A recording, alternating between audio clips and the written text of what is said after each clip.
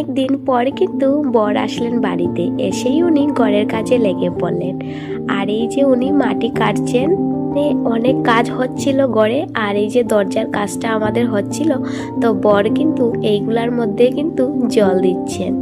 তো অনেক দিন তো আমি বাবার বাড়িতে ছিলাম, তার জন্য আমাদের ঘরের কাজগুলো তোমাদের সাথে কিছুই দেখানো হয়নি। তো এবার আমি স্নান টান করে চলে আসলাম, এসে কিন্তু বিছনাটা গুছিয়ে নিচ্ছি, আর তারপর বরের জন্য কিছু খাবার বানিয়ে নেব।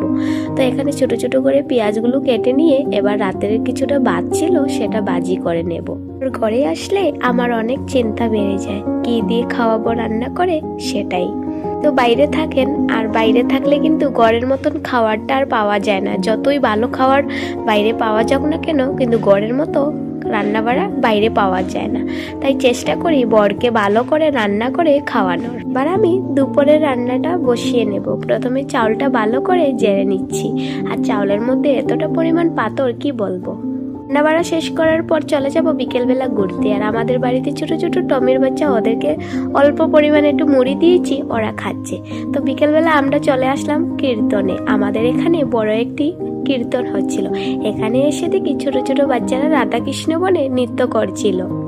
এসে খুব ভালো লাগছিল। আমি আর আমার বর মিলে একসাথে এখানে এসেছি কীর্তনটা দেখার জন্য। প্রচুর পরিমাণ মানুষ কিন্তু এখানে। আমরা এসেছি রাত্রেবেলা। এবার কিন্তু আমরা চলে যাব কীর্তনটা শেষ হওয়ার পরেই। ভগবানের স্থানে আসার পর কে গরিব, কে ধনী, কে আপন, কে পর, সেগুলা কিন্তু কিছুই মাথায় থাকে না। ঠাকুরের দর্শন পেলেই কিন্তু মনটা শান্তি অনুভব হয়ে যায়। কীর্তনটা দেখে আমরা চলে যাব বাড়িতে। তো চলো আজকের জন্য এই পর্যন্ত।